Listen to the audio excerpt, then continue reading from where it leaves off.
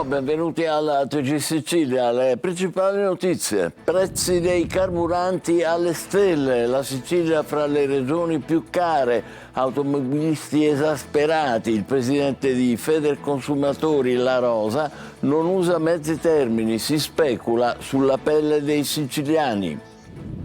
Ponte sullo Stretto, i lavori al via entro fine anno. Ai nostri microfoni l'amministratore delegato Ciucci manifesta sicurezza. Ci sono molti pregiudizi, dice, ma siamo pronti ad affrontarli tutti. Domani a Messina i sì al ponte con Salvini. A Gela la polizia sgombera dopo il nostro servizio la fumeria di crack in centro città, sollievo dei cittadini preoccupati per il degrado e la presenza in zona di spacciatori legati alla mafia. La famiglia nel bosco a Gibilman ha interrogato il santone della comunità vicino a Cefalù. Non è indagato, i 2 minori allontanati rimangono con il nonno. Ancora maltempo in Sicilia, un violento temporale ha creato danni e disagi a Palermo, allagamenti in alcune strade del capoluogo, neve sulle Madonie e sui Nebrodi, forte vento con il sole a Catania. Cinema, esce Cena di classe, commedia che racconta la generazione dei trentenni. Tra i protagonisti 2 volti noti siciliani, Andrea Vitrano e Roberto Lipari, che firma anche la sceneggiatura. Calcio, vigilia di campionato per il Catania, che domani sfiderà il Latina in trasferta. Assente Forte, in attacco dovrebbe giocare ancora Caturano. Seconda penalizzazione di 5 punti per il Siracusa, che scivola all'ultimo posto del girone C, rinviato al 31 marzo il processo del Trapani, che rischia l'esclusione dal campionato.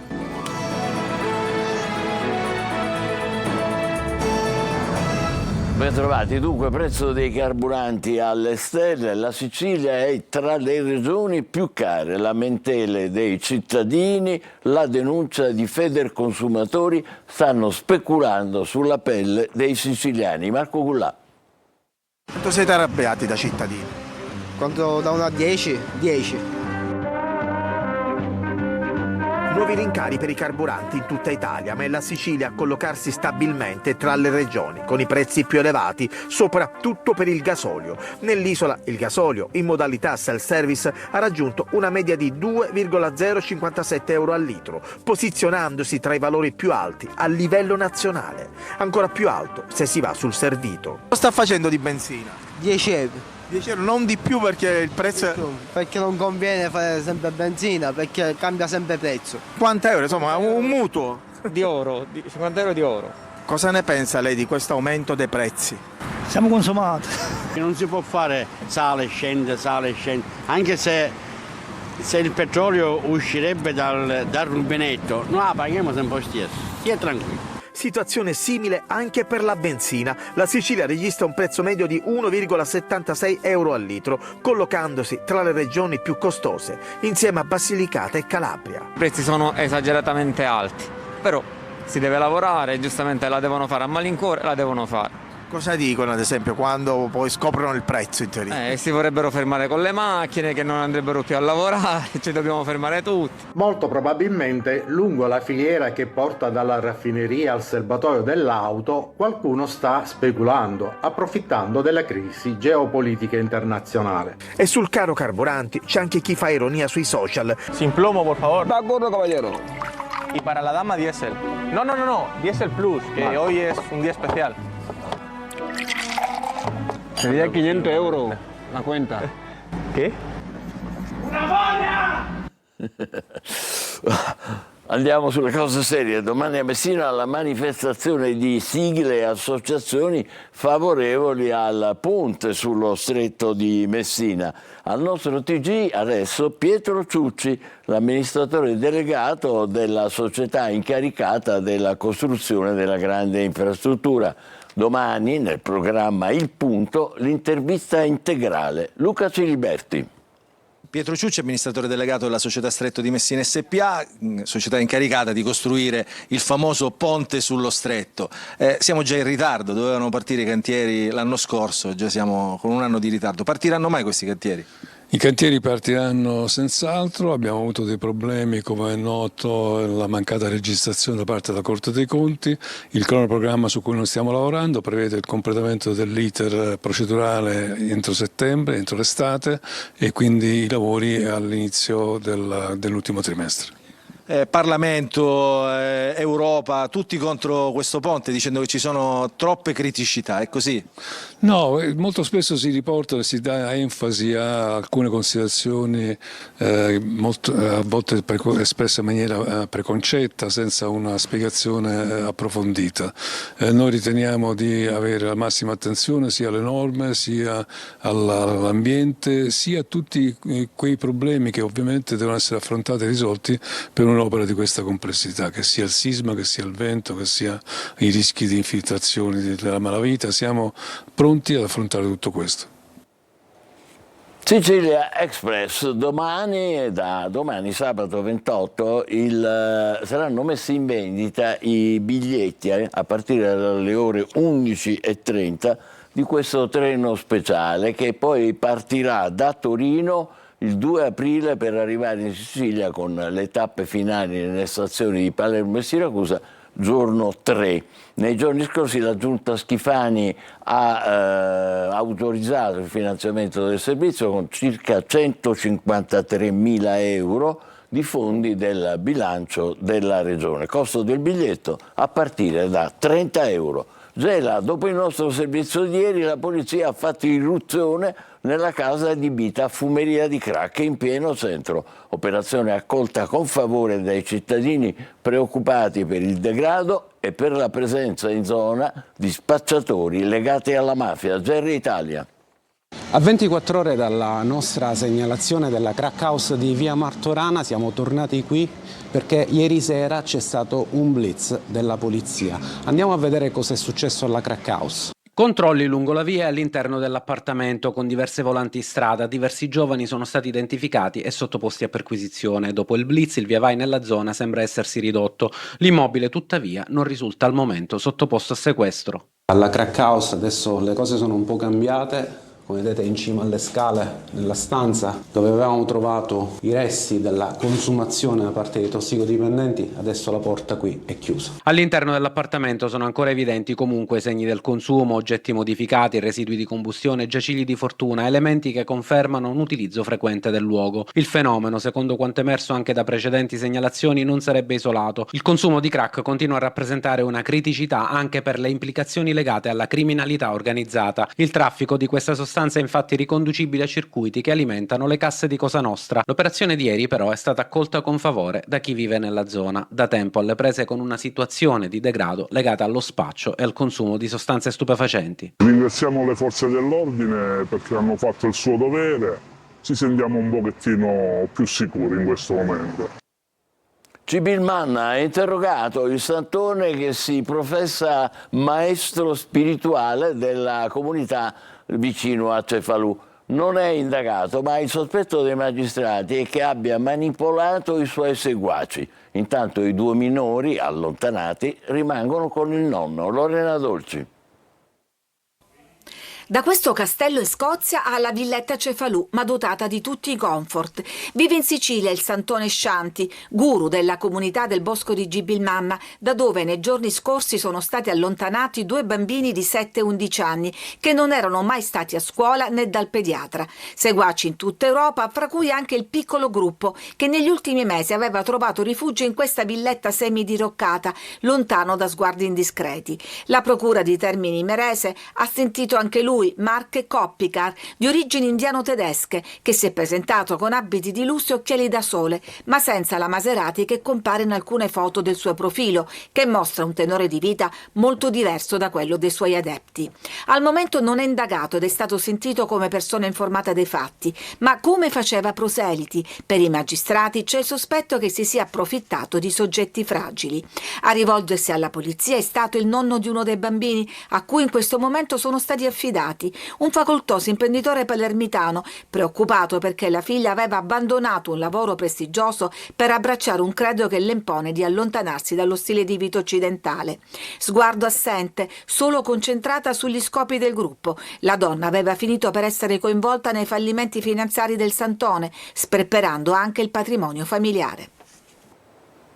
Palermo ora è accusato anche di molestie da un soprano statunitense, il direttore d'orchestra Frédéric Chalin, il cui nome compare negli elenchi dei frequentatori del pedofilo americano Jeffrey Epstein, suicida in carcere.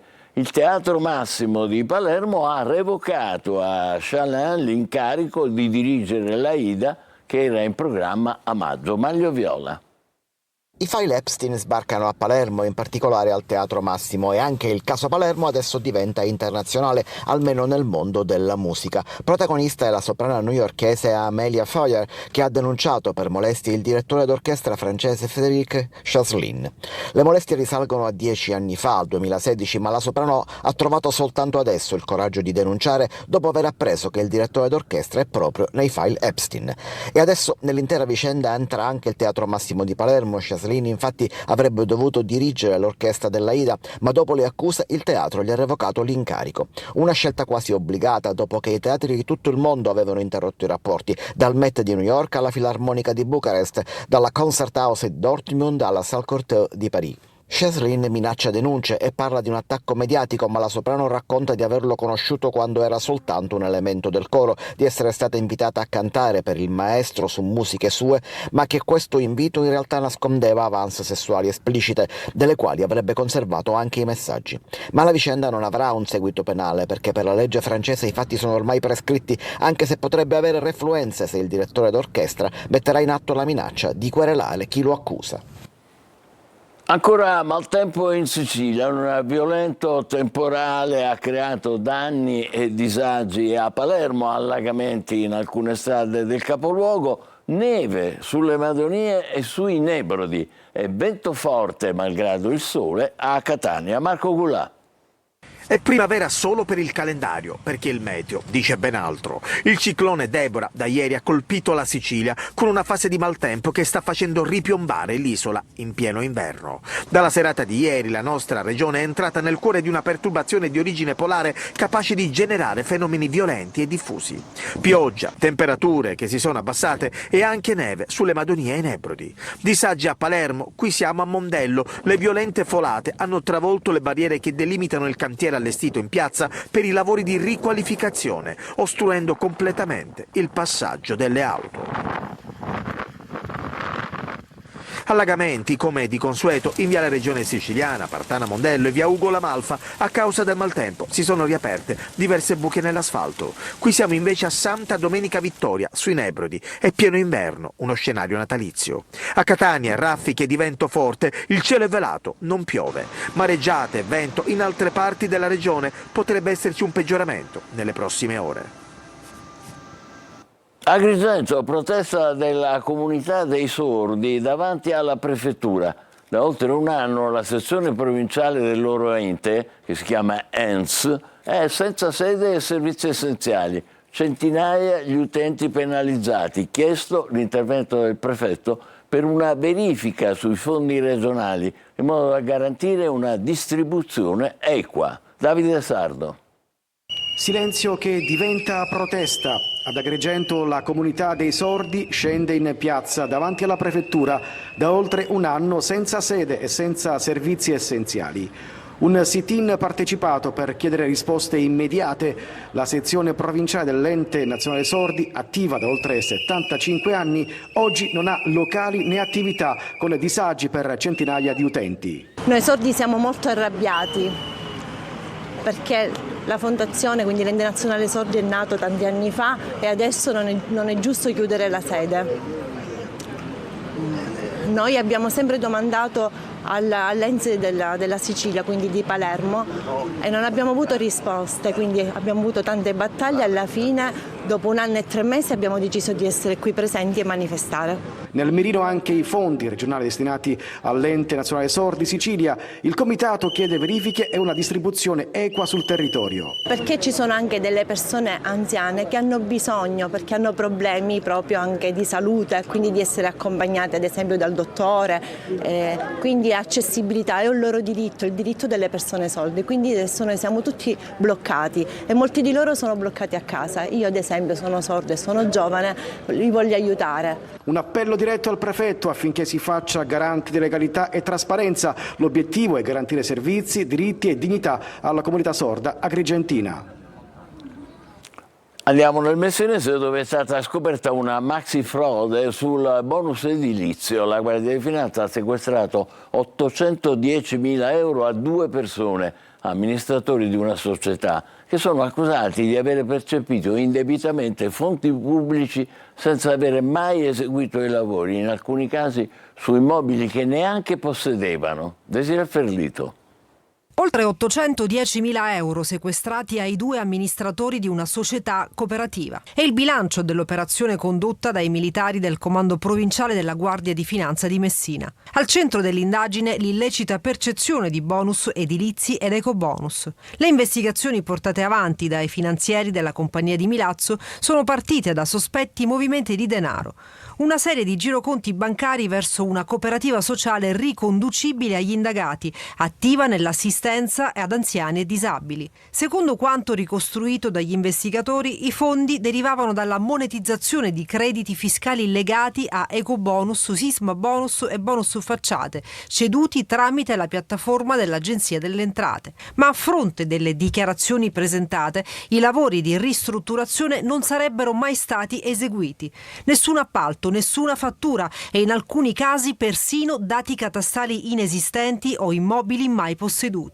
Gli ulteriori approfondimenti inoltre hanno fatto emergere come nel periodo di monetizzazione dei crediti inesistenti uno dei 2 indagati percepiva anche il reddito di cittadinanza. Spettacolo, la colpa in tutte le sue declinazioni. Oggi e domani al Centro Zoo Culture Contemporanee di Catania il teatro della compagnia Fang Ta per il palco Off presenta la trilogia della colpa, servizio di Orazio Longo.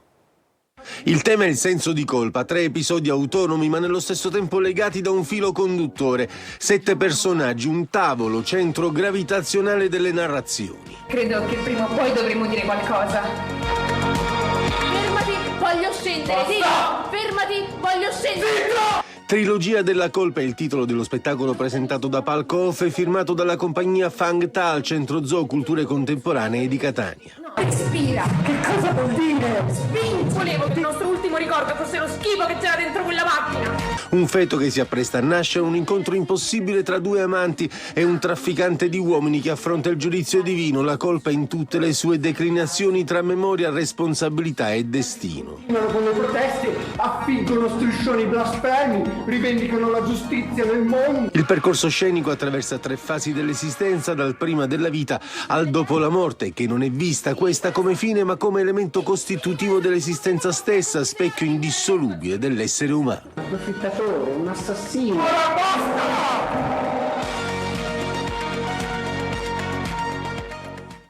Cinema adesso, dalla nostalgia alle verità mai dette. Nelle sale il film Cena di classe, commedia corale che racconta la generazione dei trentenni.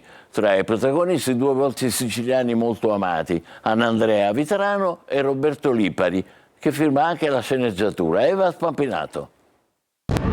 Pozzi, certo che dovevi morire tu per farci fare sta cena di classe.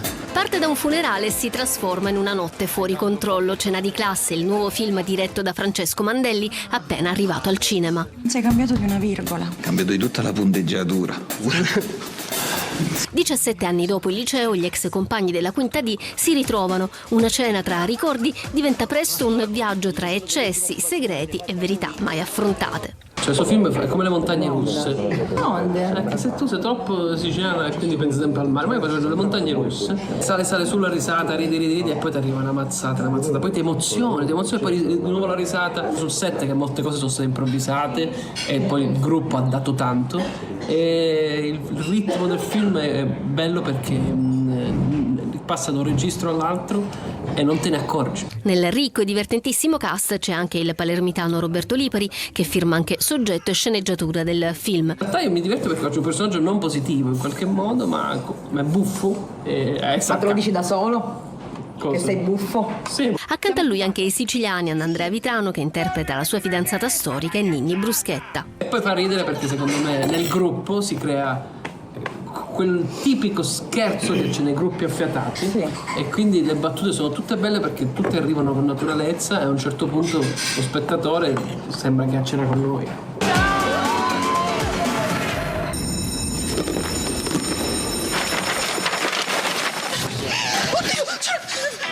Quindi qualcuno ci ha drogato. Una commedia agrodolce ispirata alla canzone dei Pinguini Tattici Nucleari e che per Andrea Vitrano è diventata anche un momento Catartico. E io non avevo mai parlato della mia relazione, della fine della mia relazione. Quindi per me è stato anche un modo per esorcizzare, no? E per raccontare e per dire la mia e il mio punto di vista della fine di questa relazione e renderla arte. Si fa la storia! Cena di classe al cinema. Pausa, tra poco il calcio con la vigilia di campionato del Catania che domani sfida il Latina in trasferta e la nuova penalizzazione del Siracusa, finito ultimo in classifica. State con noi, vi aspetto.